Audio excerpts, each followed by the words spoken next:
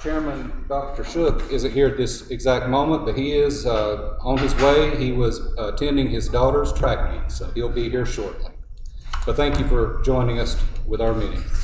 This time, we'll ask Mr. Shook, would you lead us in the pledge, please? Jones, I'm sorry. Pledge. I pledge allegiance to the flag of the United States of America and to the republic for which it stands, one nation, under God, indivisible, with liberty and justice for all. Thank you, Mr. Jones. And Mrs. Crawford, could you do our mission statement, please? I sure will. The mission of Clay County Schools is to build high-quality learning environments that ensure all students learn at high levels.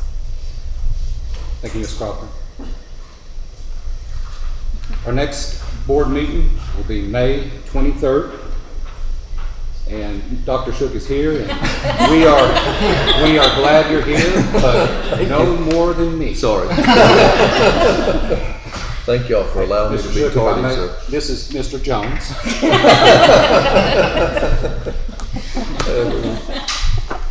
I'm sorry. No, go right ahead. No. Number five. So we'll do the agenda you have emailed and have in front of you. So I'll entertain a motion that we approve that. I'll make a motion to approve the agenda. I'll second it. Second, all in favor? Any public comments?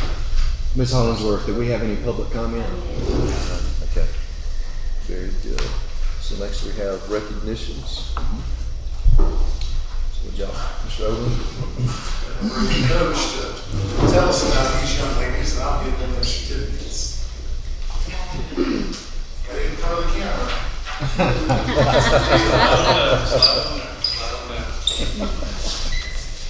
Thank you, Mr. Cole, and on down.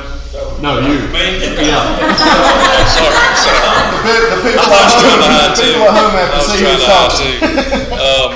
Thank you, Mr. Cole and members of the board for once again inviting some of our athletes and highlighting their seasons. I've got two of my girls basketball players here that were recognized by coaches in the conference for their stellar seasons.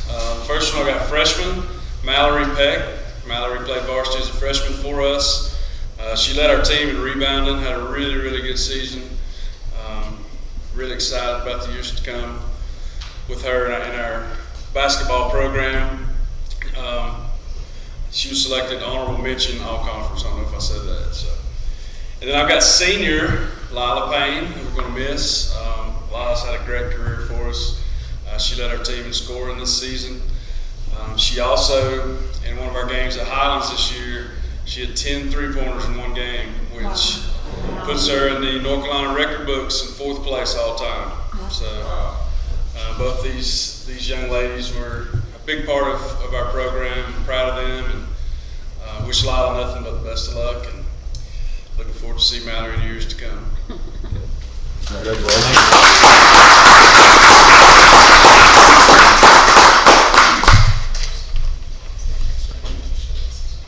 Ladies, if y'all could come around and shake the board members' hand, and we'll take a picture for the newspaper.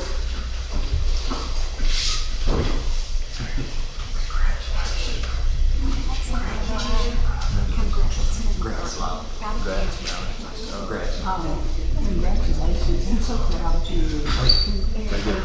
If y'all could come right here, ladies, in the center. Yeah. Let me make sure coat and tie.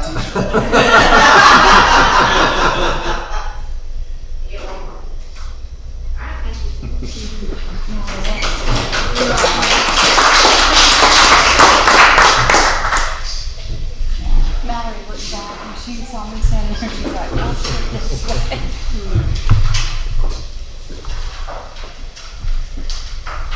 Next we have the primary school vision and mission video. We have Ms. Heather Clemens and Delaney Smith.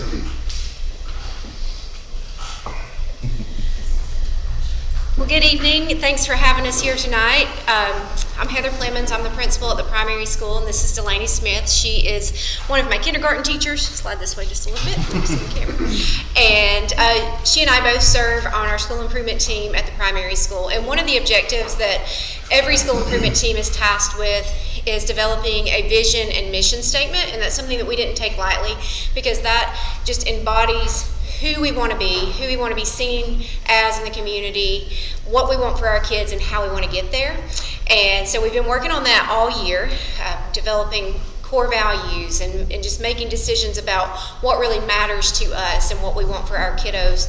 And Delaney had this mastermind idea once we had it developed that I want her to talk to you about. So yes, like Heather said, we really spent some time thinking about our vision statement and our mission statement as a school, and the last thing we wanted was for it to go into a handbook buried in the pages and never to see the light of day again. We wanted it to really guide us and help to remind us of our why, of why we're here, why we do what we do, and to inspire us to do the best we can to achieve these goals and ideals that we aspire to every day. So some of the key words from our mission statement and vision statement that kept coming up were we wanted to be welcoming, happy, safe. We wanted kids to feel supported, equal, and celebrated. So we took those key words, and teachers were given the task of collecting a video sample from something throughout their day at school that embodied one of those words to them. It could have been anything. There were no, strict directions about it. It could have been anything that embodied one of those characteristics. So teachers submitted those to us, and then we also wanted to hear from the most important people at our school, the kids, and their ideas about some of those things. And we're extremely lucky and blessed that we have a lady on our school improvement team by the name of Carrie Hood, who is our parent representative, who works really hard for us and does a lot of wonderful things. And one of those wonderful things that she does is that she's very skilled in video production, which I am not. So she helped with those things. We gave her all this footage that we had, and we said, make this something magical, and she did not disappoint. So we wanted to share that with you all this evening.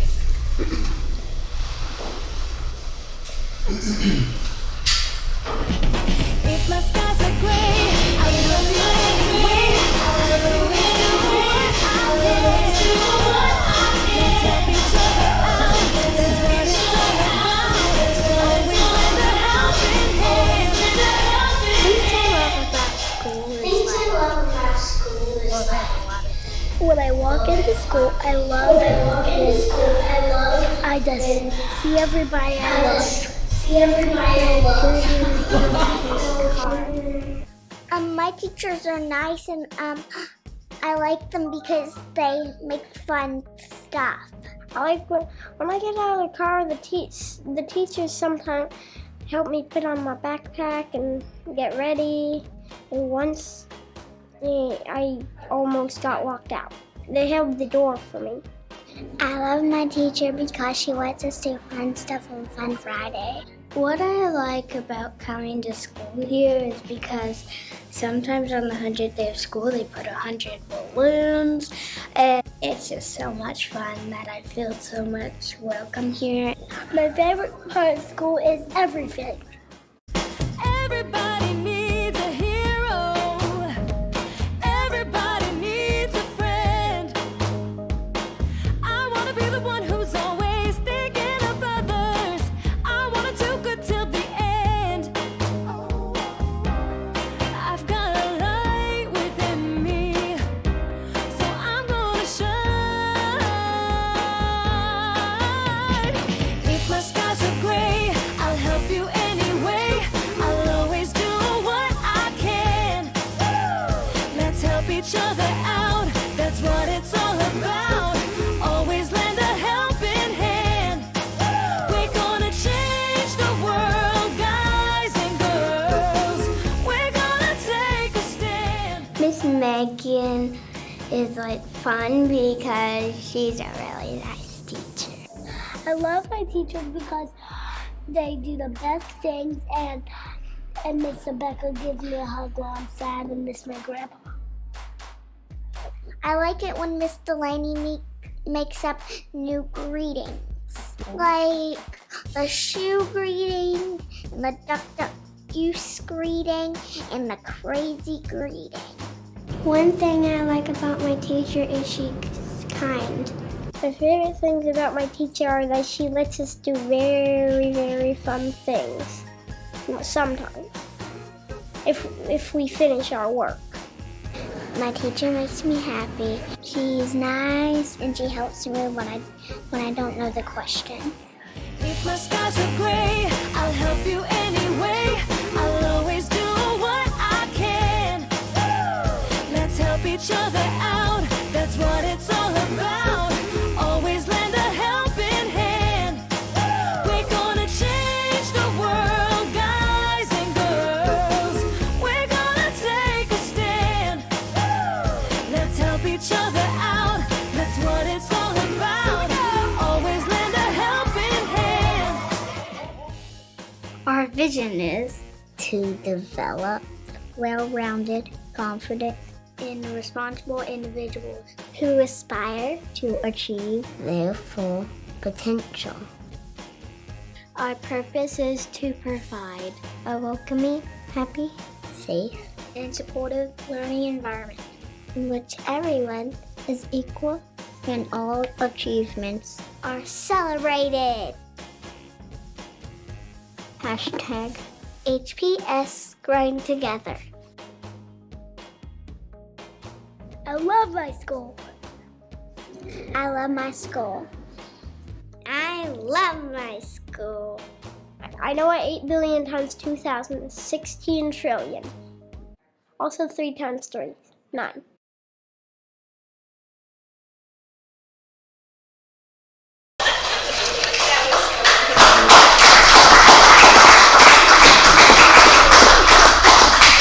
Thank you. Any questions? Okay. Thank you, that was awesome. Was that what he Brazil?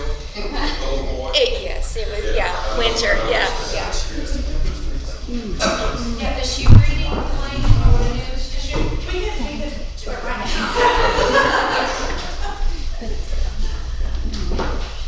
That was wonderful.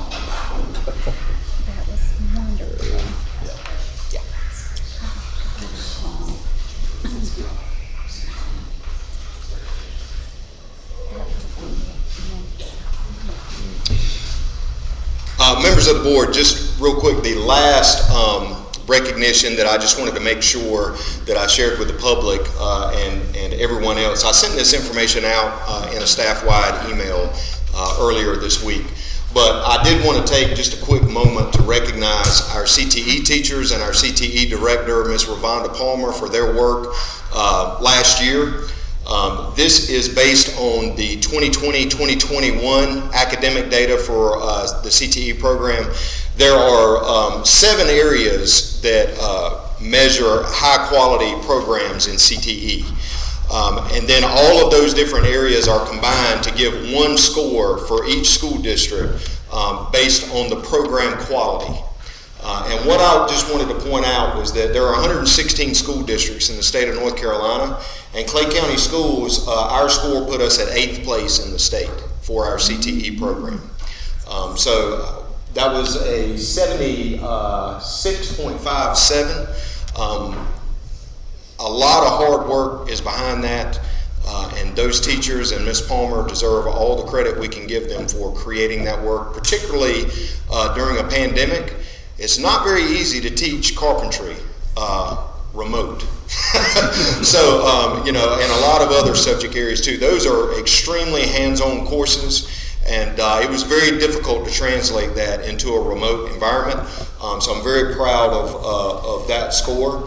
Also, if you look at the Western region alone, our score puts us in 2nd place in the Western region as far as overall program quality for a CTE, Career Technical Education program. So Transylvania beat us out by like a point. So we're shooting for them next year. We want to be number 1. So I just wanted to recognize that, and I didn't add this, but also just our retention data for the state of North Carolina as well for staff. an article came out in Ed North Carolina Online Magazine 2 or 3 weeks ago that listed the percentage of staff that were retained by school district, and Clay County Schools was second in the state.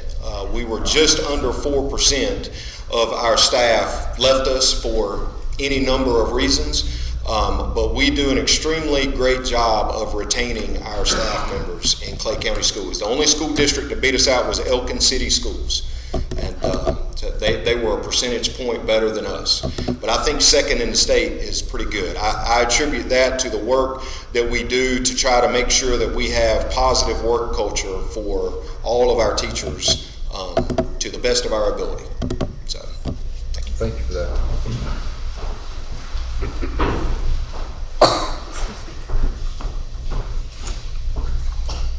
Next, we have the report on the Clay County Schools EVOS growth results as compared to Western North Carolina districts. And Mr. Jeremy Gibbs is going to present that for us. Good evening. I think the most useful thing I've done tonight is I've helped Adrian be able to focus the camera because I was the maximum height person that would be presenting tonight. So I helped dial him in, I think, maybe. So, board members, thank you for having me. Mr. Cole and the leadership team, I met with them last week and we discussed some of these data. And he asked me to join you here at your school board meeting tonight to share some perspectives on growth, academic growth, over the last couple of years. And I hope that I can provide some perspective on that. Happy to answer questions. What I think I might do is share some what we've gathered up through our discussion last week, and then maybe open it up for any kind of question and answer. Mr. Cole, you might help facilitate that when we get to the end. Before we go any further, I do want to give a better introduction to myself. I am Jeremy Gibbs. I'm the Regional Director for the North Carolina Department of Public Instruction, so I work for the 18 school districts in the western part of our state. So if you look at your map and you do Mitchell, McDowell, Rutherford, all the way to Cherokee County, that's me, based out of Transylvania County. Prior to coming to the department, I served in central office leadership roles in Transylvania County Schools, principal at Brevard High School, and then years prior, teacher and assistant principal experience in the Wake County Public School System. So certainly have some perspective on schooling, but also how we do in the mountains for sure. So I am not from Raleigh. I did not come here from Raleigh. So yes, sir, thank you. So I know that you interact with your data each year. You hear about the really continued excellent performance that Clay County Schools has turned in year after year, whether that's EOGs, EOCs, CTE post-assessments, any number of assessments that are done. And so I wanted to share kind of some perspective on growth tonight. And thinking about what have we done here in Clay County Schools, what has your staff done to impact student learning, especially over the last 2 years, despite the extremely challenging landscape they had to navigate. And I think that we'll find that there are certainly some bright spots to celebrate. So as we look through this, I want to make sure that we hit a couple of topics. Again, I'm not going to focus too much on proficiency because I believe you've had those reports, you've been through those data. But what we're going to look at is some growth, and specifically the growth from 2019 to 2021. And we had a missing year in there because of the state's closure of schools March 2020. So we did not do state assessments in the spring of 2020. So we're looking at that time. So that's that gap. And we're also going to talk a little bit about just kind of a primer or a basic review of what is value-added measurement, what is all this growth that this guy is talking about. So thank you. So in using the term EVOS, Education Value-Added Assessment System, this is the metric that the state of North Carolina uses to look at student achievement data over time. Statistical analysis measuring teacher and school impact on student progress year over year. So it's certainly looking at using projections. How is Jeremy individually, how does he do versus how he was supposed to have done? So we said he was going to get a this. Did he get this better or worse in layman's terms? So let's look at that. So if we think about achievement and growth Achievement is measuring a student's performance at one single point in time. There's a lot of connections to demographics, background. It's based on the standards. So if we're thinking about in our EOC and EOG terminology, as someone is, making a 3, they're making a 3 on the EOG or EOC. But it is certainly critical in thinking about, are we passing those state assessments, are we moving year over year? But in the next one, looking at growth, growth is measuring a student's progress over time. It's not necessarily related to any kind of demographics. It's comparing his or her own performance. So how did Jeremy do last year? How's he doing this year? How's he going to do next year? Okay? And it's really critical to ensuring some trajectory. How are we going through the educational system? How are we improving year over year? And to connect back to our video that we watched, your video, and some of the language that you saw in HPS's vision and purpose statement, it talked about these things, did it not? About growing and being welcomed and moving forward, right? There was a lot of language around that growth mindset, growth orientation. We can do better every day than we did the day before, right? And so I think we've certainly seen that. So tonight I'm going to be talking about some numbers and thinking about positives and negatives and where that fits on the number line. So I didn't mean to dredge up math class for you tonight, but I think it's important that as we go through tonight, the numbers you need to basically remember is -2, +2, and 0. So your finance officer will bring you much more complicated numbers than that later, but I will keep them very simple, on a very simple number line.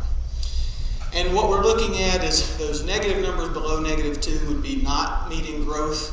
That window between -2 and +2 would be meeting growth, and above that +2 mark would be exceeding expected growth. So remember that, we'll come back to that.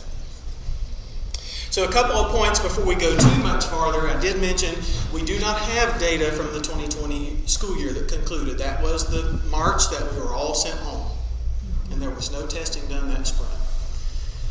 DPI directed SAS, which is the company based in North Carolina that operates EVOS, to conduct a study to control for that missing year of data. And still be able to build growth results this fall that were released, I think, November, December. Okay, thank you. So a couple of things before we go too much farther into your specific data. Some questions that often result from growth discussions. So, how can someone be rated as ineffective when everybody in the class passed? I'm going to try to stay in my box here, but when you look there, we think about here's an advanced group of students. They start the school year, they end the school year, they still passed, but guess what? They were going to anyway. Right? They actually wound up doing a little worse. Their rate decreased a little bit, but they still passed. So in the next example, how can be effective and nobody passes? Is the other kind of extreme. Well, the student starts really at the lowest level. They're not proficient. They're very far off from the proficient mark. But by the end of the school year, as you can see, they've chinned up almost to the bar, right? Okay, so the next one puts both of these together. So you have both of these situations happening. The achievement would be that proficiency mark, or passing. And then you see the different approaches. So over time, whose trajectory is better? The one below the line. Now they're below the line. We have to keep pushing. We have to keep getting there. We're looking for that proficiency mark. But as you can see, in most things in life, other than prices and taxes, I would rather my arrow be going up instead of down. Now, some of these things I would prefer the arrows turn the other way, but that's not our current reality at this point. So in the next example. So a couple of questions to guide what I'm bringing to you tonight, and hopefully the discussion we'll have, is what impact did Clay County Schools staff have on student academic growth from 2019 to 2021? And how does the performance of Clay County Schools compare with other school systems in our region? In my role as a regional director, one of the things I'm tasked with doing is working with all the superintendents, central office leaders, and in some cases principals from all 18 school districts I serve, and trying to zoom out and get a bit of a bigger view. Not just look at Clay or Macon or Cherokee, but all of it. and kind of see where are the strengths, who can learn from each other, and try to cross-pollinate that. Okay? So let's look at some of your data. So these are Clay County Schools data. So you remember our red, green, blue that we looked at on our number line before. So these are some very rough measures. But looking at, you see the EOG math, 5th, 6th, 7th, 8th, and then across all grades, which is just a composite. You see the EOG reading from 3rd all the way up through 8th, and your 5th and 8th grade science scores. These are your end of grade tests. And what you see is, across the board, a pretty strong showing of largely meeting growth, falling within that green area, and in several cases actually exceeding growth. So let's look at the next one. So these are your high school EOC areas. So you see there in biology, in Math 1 and Math 3, biology exceeding growth, the others meeting, and English 2 just sort of on the line, still didn't meet. And when you look at this more closely, you'll be able to see this. It's impossible to read. I can't read it from here. There's no way, it's hard. But when you look at these, you'll be able to look at some of the glossary things, and it will kind of give you the legend of what you're looking at. So on the next slide, the other thing that we can do in EVOS is we can look at performance of student groups. So how did individual groups of students? So I just highlighted a couple tonight to share with you that kind of fit within our example. This is academically and intellectually gifted students, Clay County Schools performance to 2019 to 2021. This is growth, not proficiency. So a reasonable assumption is many of these students, if not most of them, probably did achieve a passing or be well beyond passing score on whatever assessment they took. But we do need to look at the growth. So you can see the different subject areas broken down in the different grade levels. So this will be something you'll be able to study more, in all your spare time. But you can look at performance, and Mr. Cole and his team can show you all these growth of student groups. But on the next one, I really wanted to highlight your students with disabilities category. So as you see here, I'm going to step out of my box, I'll be right back. But as you see here, you see math, reading, and science, and it's hard to see the individual grade levels. But I want you to see what I noticed about that. There is no red on any of those grade levels or any of those subject areas in your EC population. None. It's your turn, Angel. As you might, Angel is the EC department director. I'm well aware. I've known her for a long time. I'm surprised it was that muted, actually. She wants to behave in front of state officials. She doesn't want to. But I do want to point out that while many students in the EC subgroup may have not had a score that was proficient or beyond, the point that we want to make here is many of them were meeting their growth projection. Now, the power would be is if every one of those boxes were blue, they would be exceeding that growth, and year over year, if you keep doing that, you have students who may have been well below proficient actually meeting that proficiency target. So I'm not here to tell you, make it easy, give everybody a trophy, none of that. That is not what I'm about.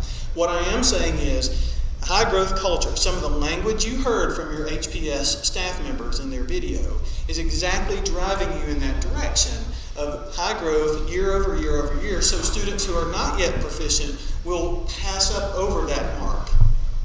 And that's not always a one-year job. It's a multi-year job.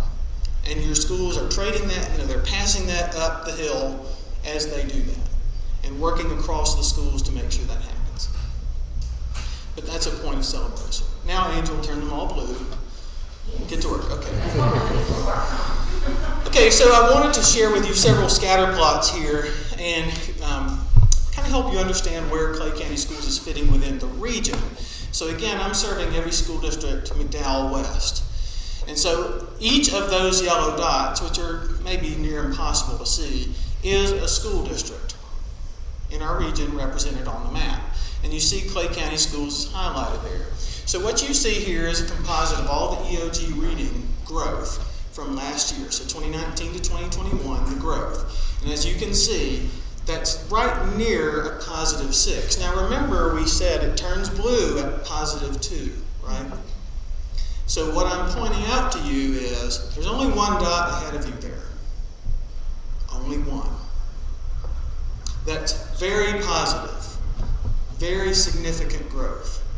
And I'm going to, out of my box again, you see here, one district is represented more positive than Clay County Schools.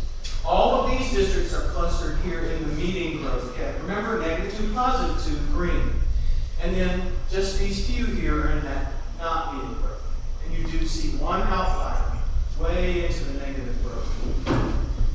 And it's not my place to necessarily name them, but I would say one challenge that that particular outlier dot did have is they were remote for an extended period of time, as in all the way until March of last year. And I'll let you make your decisions about it. So this is EOG reading 3rd through 8th grade. The next one is math 4th through 8th grade, because there's no BOG assessment for it. So it's just a little bit different, but it's still that math all the way through upper elementary through middle. You see where Clay County falls, and you're like, oh, that's not as good as the other one. But again, let me remind you, you're still within that window of meeting the expected growth. And I wish I could color code that chart, but that wasn't easy to do in this case. But again, solidly within the window, and then I know you have some plans ahead about curriculum implementations and other support that you have ahead of you that certainly could continue to move you more positive into that growth category. Yeah, I would say that we implemented a new reading curriculum in K-8 a couple of years ago. We've been implementing a new math curriculum this year. So, well, and I'm going to be careful. I don't want to feed you conclusions or tell you what you should think about your data. This is your community, your data, your staff, your students. But I do want to point out some things that you want to consider as you're thinking through this. But if you had to use a term, that 0 line, the dark bold line right in the center, that would be essentially the target you're shooting for. And what SAS does, I think, to give a little bit of a cushion or to understand that life does happen, is the reason it's -2 to +2, it's giving you a little bit bigger than just a tiny one bullet sized bullseye. Does that make sense? Yeah. So I'm shooting at a target, and I can still get a bullseye, but it's not exactly one slug in with, it's a little bit bigger. You have a little bit of a window to hit. And I think that's what I'm saying here, is you are within that net growth window. So the next one, you're looking at your Math 1 EOC, right on that target, as it were, for lack of a better term, right at median growth. The next one, I think, is English 2. Similar situation, and again, I know you're not as high as maybe you would like, but you're absolutely within that median growth range, especially considering the alternating schedule. A lot of complicating factors that went into the challenges of delivering instruction. And lastly, Math 3. Right at that dividing line between, meeting and exceeding growth. And I'm like, there's one last one after that. Yes, ACT. So this is ACT performance, looking at the composite score. So the whole roll-up total score, and looking at where you fall solidly in the median growth category. And so and of course it's important to point out, when you have a student in high school level, especially one that's been in North Carolina or Clay County consistently since 3rd grade, there are a lot of data points to help build those projections. So the more years they're in the system, the more data points there are that SAS can fold into that and build some of these projections. And in looking at the educator effectiveness growth for all 3 schools, simply wanted to point out, this is the most comprehensive. There are no data for the primary school, of course, because we're not doing EOGs at that level. But when you look at it, this is the overall educator effectiveness for the schools. And I meant to put data labels on there so you would see the number. But elementary school and high school exceeding growth, and middle school very solidly meeting growth. The thing that I will point out, especially at the high school level, that is a very comprehensive measure, because that's including CTE post-assessments and all of the EOCs that he's giving in the high school. So that's a pretty comprehensive measure at the high school. The middle and elementary school is very typical EOGs that they're offering in any Math 1 EOC that you have in 8th grade. And I think we're nearing the end. So I don't want to go on too long. I want to leave opportunity for Mr. Cole or others to ask questions or lead some discussion. But I come back to the questions I started with. What impact do Clay County schools have on student academic growth over the 2 years, 2 extremely challenging and difficult years? What did your teachers do? What did your staff who support them do? And how does the performance compare with other school systems in the region? I think that may be the last one. Yeah. So, with that, I ask the questions. I'll let you answer. Well, one statement I want to make sure that is heard by everyone, just from my perspective, is that during a pandemic, our K-8 teachers implemented a brand new reading curriculum, which was not an easy thing.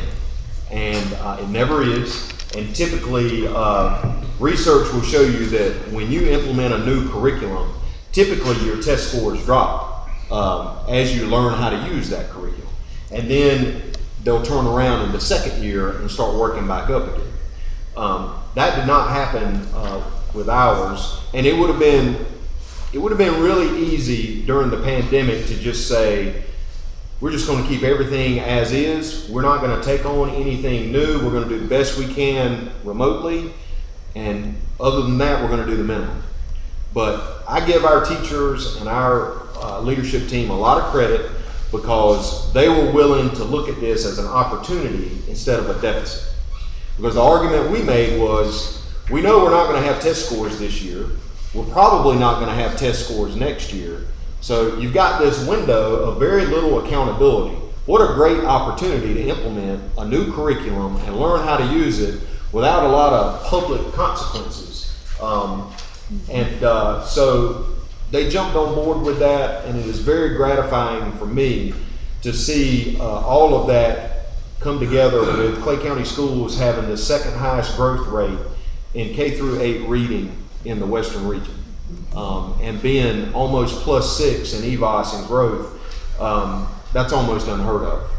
And so that bodes well for the future. Again, we've only been using this reading curriculum for a year, maybe 2 in another location. And so we're just now really getting good at using that curriculum. And we still met growth in math. And we're learning a new curriculum in math this year that is better aligned to our state math standards. And I think that we're going to see the same thing in math moving forward. So I'm very excited about that. And I wanted to recognize in particular our reading teachers in K-8 for the work they accomplished and what they accomplished with their students. Thank you. Are there any other questions? Otherwise, go ahead. I do have, I said I wouldn't draw conclusions, but here's where I will. Okay, since he said that. I do think there is a lot of appreciation to be shown to everyone who has supported children in Clay County. The challenges were immense and severe. I think that you have some evidence here. You all have evidence that you see every day. You see those happy, smiling children in Heather's video. You see lots of evidence as to your effectiveness. But I want you to also see that there's some evidence to triangulate that the work your folks are doing, as hard as it is, as challenging as it has been, is having an impact. And it's moving your arrow up and not down, despite all the challenges. And quite frankly, even some of the tragedy that occurred. The arrow kept pointing up. And that cannot be said everywhere. That cannot be said everywhere. So I very much appreciate the hard work that has gone into that. Appreciate the leadership shown by your central office folks, your principals, your superintendent, and also you as board members, because I know that board member is not an easy job per se, even in the best of times, much less over the last couple of years. And so I think it just shows everybody kind of pulling together to make sure that we do the best we can for our students. And so I thank you. I'm certainly grateful to be able to work with the folks in Clay County. I'm here fairly regular considering all the 18. Heather's going to rent me a room maybe if I'm disabled for a minute. But happy to be a part of, just a tiny little part of your journey as you've gone along the way. always here to assist, and I do assist your team whenever they need me, and I really come out. I don't just get on the computer, I actually come. So I'm always happy to do that, happy to support Clay County Schools. So any other questions, happy to take them, otherwise I know you have a full agenda to go. So, thank Thank you. you. A comment, I just want to give great credit to our teachers and appreciation for all that they've done. It's really, really tremendous, yes. It is. Yeah, it's amazing. Thank you, Dr. Gibbs. Thank you. Gibbs. Thank you. Next, we have an update on the Shooting Creek property foreclosure. Yes, members of the board, just a very quick update. The foreclosure sale on the Shooting Creek property went through on schedule.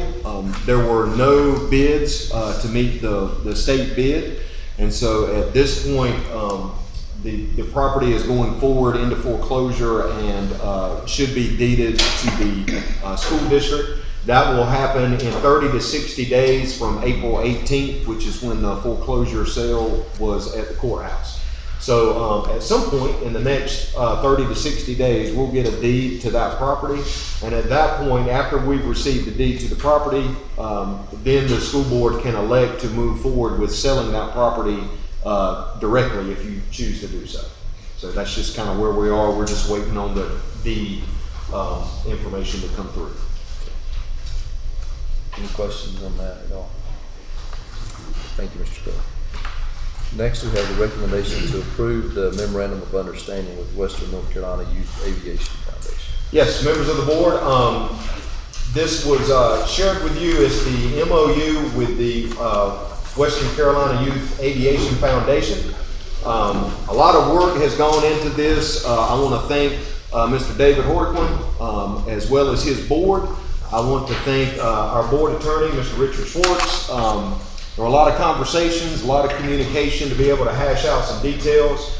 But this is very similar to what the board had approved a few months ago. We did end up making a few changes that I know you're aware of, but I think at this point the Foundation's board has approved this MOU. So once, if the board elects to approve this MOU tonight, at that point, we're going to take just a second for Dr. Shook and I to sign off on it and for Angel to notarize it so we can make it official. And I think Mr. Hordequin and the board of that foundation would like to take a picture for the record, if that's agreeable. Is there any questions or comments about that MOU? And just in summary, this will allow us to just kind of nail everything down and define how, moving forward, we will spend the dollars that we manage that were donated before to kind of manage flight lessons for any of our students that are interested in flight training. So just kind of manage that for us. Questions or comments? If not, I'll entertain a motion that we approve this MOU. Make a motion. Mr. Carl, second. Mr. Jones, second. All in favor? Aye. Thank you.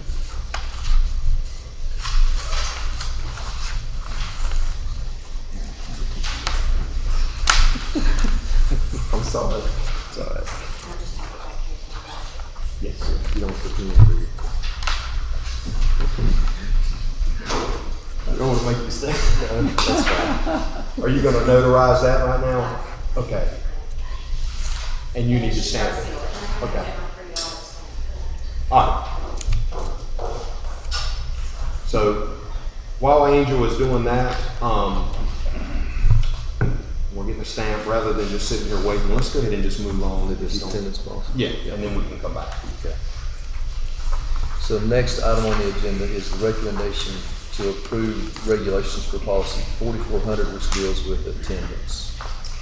Yes, members of the board, you have a handout in your packet that says policy 4400 attendance. This was put up for first read last month. Essentially, the leadership team would like to add in some regulations to our current attendance policy. They would include the following. On the last page of this handout, they're highlighted, that parents would be required to submit notes that could excuse up to 10 total days for absences related to illness, injury, doctor's appointments, death in the family, or other reasons for absences to be excused. So the number of days that could be excused with just parent notes will be limited to 10. After 10 total absences, a doctor's note would then be required in order to excuse an absence after 10. Next, notes would be required to be presented within 5 days of the child returning to school in order for the absence to be excused for any reason. It's just, we've got notes that are showing up 2 and 3 months later, and it's just very difficult to manage. We feel like 5 days from the time that the student was absent is a reasonable amount of time to get a note turned into us. Next, notes received after the 5th day would not excuse the absence, resulting in the absence being unexcused. And then the last bullet point is specific to educational opportunity limitations. Right now, there are no limitations on educational opportunity absences. And what we would like to do is to limit that to 5 days per year that students could have educational absences. So it's just, my recommendation is that the board approve these changes to policy 4400 attendance, just to give us a little more detail on how we manage absences of students and what's excused and what's not excused. So you're asking us to approve this, but these questions over here, is these going to be added in there? So what I would do is if the board approves these changes, I will then work with Mr. Schwartz to rewrite this policy to include these, and then I can present that again at next month's meeting. Okay. The goal is to have this in place before next school year. I mean, this isn't something that's going to apply to this year because we didn't start the year with these regulations. So you'll be discussing this with the principals and teachers? We've already discussed this with the leadership team. This is what the leadership team wanted, which includes the principals. This is just a matter of, if the board is okay with this, then I'll move forward with paying Mr. Schwartz to help me rewrite the policy to add these things in. And then I'll bring it up again for an actual official policy approval. I just hate to spend the money working on it if the board's not in favor of it. Everybody good with that? Any questions or additional comments? If not, I'll entertain a motion that we update the policy to reflect those changes that's been presented by the school improvement team. Make a motion that we approve it. I'll second it. So, second, all in favor? Thank you. Ms. Owens, are you ready to take a quick picture with? Sure, yeah. Got it all signed and everything? Mr. Hordequin, how did you want to do a handshake picture? You want the members of your board to? If you don't mind, I just kind of want to fade into the background. We're doing a complete transition of leadership in the Youth Aviation Foundation. Galen Troll is the new president of the foundation. So, I'd like to see Galen and you maybe do the photo op. Okay. But I really want to acknowledge David Brown. David was kind of my right hand and the wind under my wings through this last 13 months of this process. Going back and forth, I can't tell you how many hours have been spent on this memorandum. It's extraordinary. And also on Richard's part too, did a great job. And I also want to acknowledge Reed Woody. Reed is the new treasurer of the Youth Aviation Foundation. Reed was one of the first young men to go through the flight training scholarship program back when it was originally formed. How many years ago, Reed? Yeah, 15, something like that. 20 years ago. And so we're just delighted to have Reed on the board now and have that young blood involved. And Galen managing the Andrews Airport and flight training program out there is a godsend for taking the organization and running on into the future. David has already resigned. I'm easing my way out as of tonight, so I just want to thank you all for your support. And Thank you. Really appreciate it. Thank you, David. Gentlemen, if y'all would like to, y'all can come stand right up here and maybe we can snap a picture real quick. That's okay. That's not part of your uniform, it's my uniform. Do we all need Mr. Cole, are you going to? You want to come around here? Okay. Let me step back. Okay. Since I got a t-shirt. Yeah. I'm out of running. No, let me. We'll just do a handshake.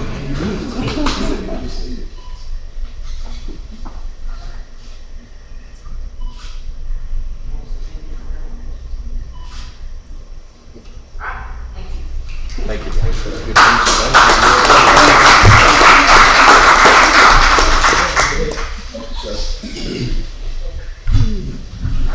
Thank you all so much. Thank you, David. I'll be in touch. I'll get that document to you tomorrow by email. Shelley already made a copy. Oh, okay, well, good. Good. Thank you, David. Yes, sir.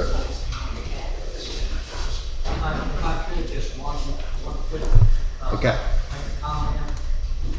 I'm really proud of what David, has done with this program, and I'm looking forward to taking the reins and keep it going.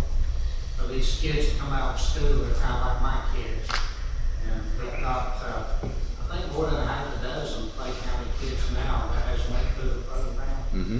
And that is either already flying or real close to it. So what we've got going is amazing, and I look forward to keeping this thing going. Absolutely. Thank you. Great. I've got reading of the guys for this day. Thank you all. Yeah, see you, Dave. Thank you.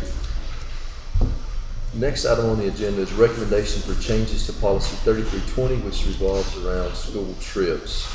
Yes, members of the board, we discussed, the board directed me to engage with Mr. Schwartz to look at our policy for school trips, to see if we needed to maybe change the language to address the issue of the fact that we do charge school fees for some of our school trips, but we do make sure that no kid is left out of a trip. We find a way to pay for all students to be able to go.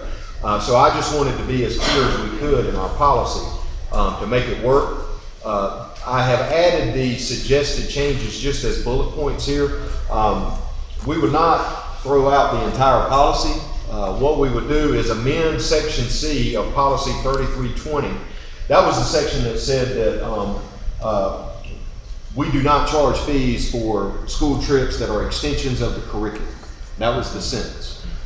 So instead, that would read, students must not be charged a fee for any required school trip for which credit is granted. And that makes it much more specific. So going on the trip, if it's counted for a grade, then it is quite clearly part of the curriculum.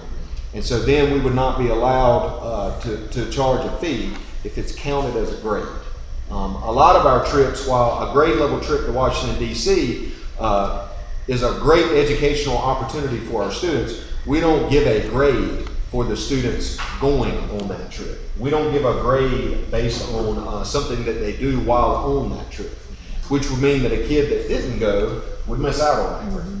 So by adding that, it kind of specifies. So if we were to have a trip that was a grade, then we can't charge any fees for the kids to be able to go, if that makes sense. Okay. So that was suggested, as well as amending the second sentence of section C that reads, currently, the board may impose fees for non-required school trips. It would instead read, the board may impose fees for other non-required school trips, just to bring things, so it doesn't mean you have to, it just means that you may, for non-required school trips. Both of these changes were suggested by Mr. Schwartz to our policy. So if the board approves those changes, again, I will charge Mr. Schwartz with writing up a policy that we can then read and approve at next month's board meeting. I just don't want to pay him to do the work unless I know that the board is in favor of that. So you've heard those recommendations from Mr. Cole. It's also been discussed with Mr. Schwartz. So I'll entertain a motion that we make the changes to that policy regarding school trips. Mr. Caldwell. I'll second it. Mr. Crawford, second. All in favor? Thank you. Next we have budget amendments. Ms. Shelley Harnsworth. I want to apologize in advance. I know my voice sounds horrible, but a little pollen allergy going on. Okay, we have three different budget amendments this evening. I'll go over the state public school fund first. We received a total additional funding of $66,534, and at the bottom you can see what these additions are for. We had to convert months of employment to dollars for the career and technical education program. That's what that is. We had an additional almost 3 months that we could convert to dollars and use on supplies and materials for the career and technical education classroom. So we converted that to dollars. That's no addition or reduction in our budget. Then we did have a reduction of $1,750 to PRC 14, which is career and technical education, and that was for the Adobe license that we have to renew every year, so they did reduce those funds. We got an additional $31,203 for summer reading camp. That was our second installment of summer reading camp money, so that'll be able to be used for summer reading camp this summer. Behavior support, we had a reduction of $9,117. That's a grant that we have through DPI, and every so often they take a look at what we've spent and what we plan to spend the rest of the year, and we anticipated having that amount of funds left over, so they take those funds and they redistribute it to other school systems as needed. Then we had another ABC transfer for textbooks and digital resources, and this was for us to purchase some math curriculum earlier in the year, and also personal finance curriculum for the high school, and as well as study island access for science and social studies for the elementary school and middle school, and that was $46,198. Do y'all have any questions on that? The next one's the federal grants fund. We have an additional $1,004,282.30 that we're budgeting. This is for ESSER 2 monies. They allocated us an additional $1,594. ESSER 2 learning loss, they gave us an additional $1,817 that we had to budget. In ESSER 3 monies, they gave us an additional $979,350. In PRC 118, which is IDEA Part B, Targeted Assistance, we got a total of $21,155.82 for the current year to budget. We had to get that budgeted. And then 119, which is IDA Preschool Targeted Assistance, and we had $365.48 to budget there. Do you have any questions on that? And then the last one is the Capital Outlay Fund. We received information today where we had submitted those previous applications to use lottery funds, and then that new funding for the repair and renovation funds. We got approval, and those funds are going to drop on Wednesday. So we wanted to go ahead and get those budgeted so we can get those contracts out and those projects started. That was a total of $143,896, and that was for the traffic circle, the vocational building HVAC, which is this building here, and then the HHS interior painting. And just to follow up, that first one, the HES traffic circle awning, that's the traffic circle at the elementary school. Our teachers are out there, what do you say, 15, 20 minutes in the morning and in the afternoon. The morning is 30 minutes. Yeah. 30 minutes? The afternoon is 15.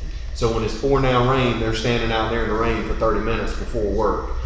Getting kids out of cars and into the building. This would be an awning around the circle to get them out of the rain. So, and I have that positive work culture. Dry teachers create a positive work culture. That's it. Okay. So that's all of the budget amendments from Ms. Hollingsworth. Are there any questions or comments there? If not, I'll entertain a motion that we approve those budget amendments. Can I ask one? Sure, yeah. Sorry. I just want, do you mind to go back to our state public school fund and just go over that, the ABC transfer, the career and technical ed, Number MOEs, will you explain that one more time? Okay, so what we can do is we get several of our allotments from the state are either in position allotments or month of employment allotments. So the career and technical education monies for our staff is in months of employment. So those are additional months of employment that we know we're not going to use on a staff member, that we're able to convert it to dollars to use elsewhere within the CTE program. Thank you. Yes. I just couldn't get that month of employment. Yeah, it just. So like a position normally is 10 months of employment. Yes. Yeah. So in career technical education, let's say that you have someone that is willing to teach, they own a plumbing business, and they're willing to teach a plumbing class in the fall semester, but not in the spring semester. Technically, we could hire them for 5 months, with 5 months of employment to teach one semester, and then we could hire someone else to teach another program in the spring if we wanted.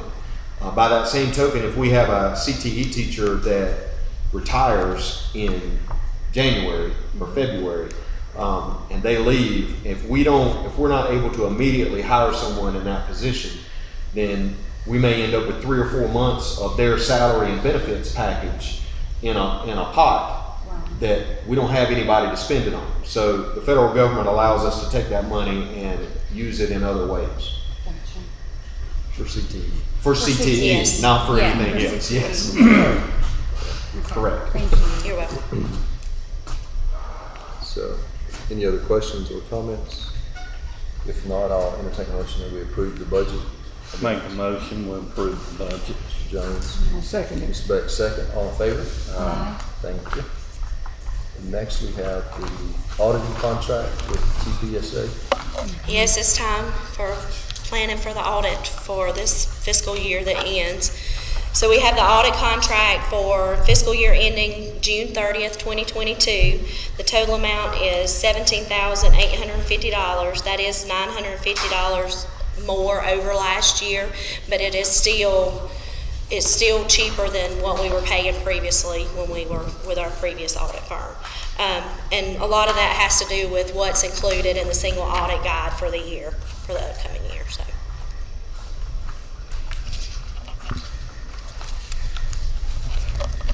Any questions or comments about the auditing contract? If not, I'll entertain a motion that we enter into a contract with Thompson Price Scott Adams and Company for the upcoming audit. I'll make a motion to approve. Ms. Crawford. Mr. Caldwell, second. All in favor? Thank you. Next, we have the approval of the consent agenda. That contains the board minutes from March the 28th regular session and the special session that was on April 4th. And we also have the board policies that were in there last month as a first read that are there now for approval. Are there any questions or comments regarding the consent agenda? And number 15, that is regulations for existing policies. Yeah. Right. Yeah, superintendent regulations. If there are no questions or comments, I'll entertain a motion to approve the consent agenda. I'll make a motion we approve it. Ms. Beck? I'll second it. Ms. Crawford, all in favor? Thank you. And next, I'll entertain a motion that we go into closed session. Make a motion, we go into closed session. Mr. Caldwell, second. All in favor? Thank you. Thank you, everyone. Appreciate your attendance and your time. Thank you so much.